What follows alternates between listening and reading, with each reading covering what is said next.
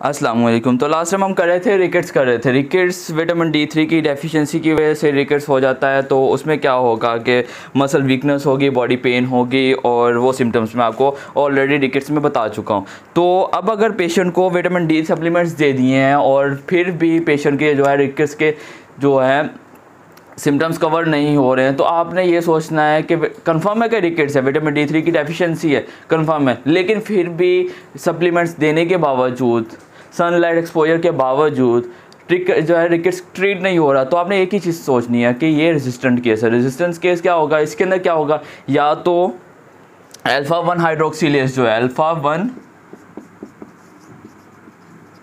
Hydroxylase ये muted है। ये म्यूटेड होगा तो इसे क्या होगा, 125 अल्फा हाइड्रोक्सीलेज नहीं बनेगा।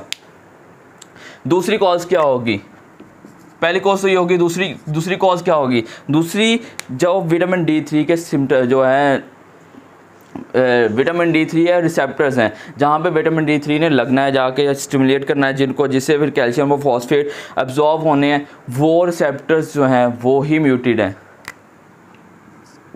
विटामिन D रिसेप्टर्स जो हैं वो म्यूटेड हैं। वो म्यूटेड होंगे तो जितना मर्जी आप विटामिन D के सप्लीमेंट दे लो, कोई फ़ायदा नहीं होगा। तो ये एक दो कॉजेज़ हो सकती हैं कि 1 अल्फा हाइड्रोक्सीलेज म्यूटेड है, या तो विटामिन D3 के जो रिसेप्टर्स है वो म्यूटेड हैं। अब कॉजेज़ अननोन है, ये म्यूटेशन है, ऑटोइम्यून है, और सॉरी ऑटोइम्यून नहीं, जेनेटिक प्रॉब्लम है। तो इसमें क्या होगा, अब इसके सिम्टम्स क्या आएंगे, रिकेट्स वाले ही सिम्टम्स आएंगे, क्योंकि इसकी वजह से विटामिन D3 नहीं बन रहा। अगर बन भी रहा है तो बॉडी के अंदर कैल्शियम और फॉस्फेट कम है, विटामिन D होने के बावजूद भी किसी काम का नहीं है। तो सिम्टम्स क्या आएंगे, सेम रिकेट्स वाले सिम्टम्स आएंगे। पेशेंट को बॉडी पेन, बोन पेन होगी, और क्या होगा, बाकी सिम्टम्स सारे सेम आएंगे, सेम सिम्टम्स आएंगे। सेम सिम्टम्स क्या होंगे, बोन पेन होगी,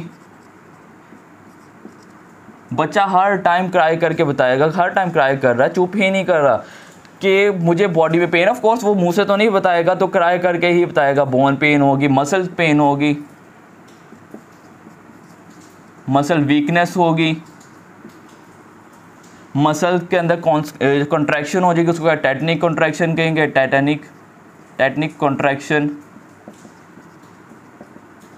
ये कॉमन सिम्टम्स आएंगे। इसके अलावा सेम टू सेम जो रिकेट्स के सिम्टम्स है वही होंगे। रेचिटिक रोजरी होगी, मतलब जो कोस्टोकॉन्ड्रल जंक्शन है, रेचिटिक रोजरी, कोस्टोकॉन्ड्रल जंक्शन जो है वो आपको प्रोमिनेंट होगा, और लूजर जोन मिलेगी, जो इन्वेस्टिगेशन का एक की पॉइंट था रिकेट्स का। ये सब मिल रहे हैं, लेकिन ट्रीटमेंट के बावजूद भी रिकेट्स कवर नहीं हो रहा।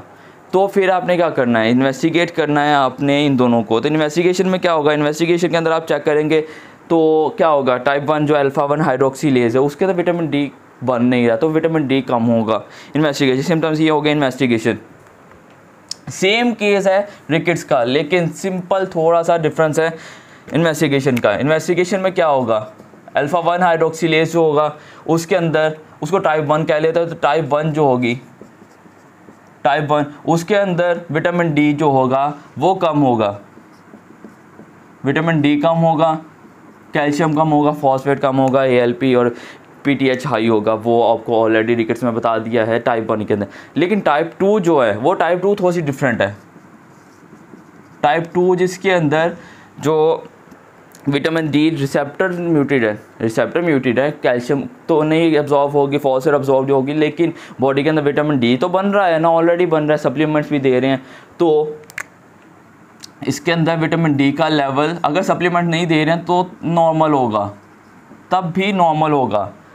ये याद रखना, विटामिन D का लेवल नॉर्मल है, फिर भी कैल्शियम और फॉस्फेट दोनों कम है, तो ये सोचना है कि रेजिस्टेंट केस है। आपको MCQs इन्वेस्टिगेशन बेस पे आना है। सिम्टम्स बोन पेन है, बॉडी पेन है, और कॉजेज़ हो सकती है, बहुत सारी कॉजेज़ हो सकती हैं। बच्चों के अंदर बो लैग की कॉज तो एक ही रिकेट्स होगी, सिंपल है। लेकिन इन्वेस्टिगेशन में अगर बो लैग नहीं लिखा हुआ तो फिर क्या करेंगे आप, तो इन्वेस्टिगेशन बेस आप होगी इसके ऊपर कि विटामिन D लेवल के ऊपर आपने इन्वेस्टिगेट करना है।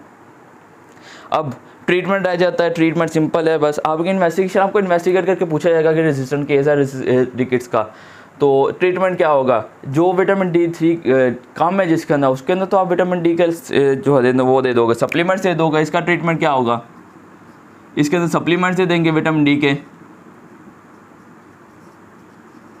विटामिन डी के सप्लीमेंट्स दे देंगे। लेकिन जो टाइप 2 है उसके अंदर तो ऑलरेडी विटामिन डी नॉर्मल है, उसमें क्या करेंगे,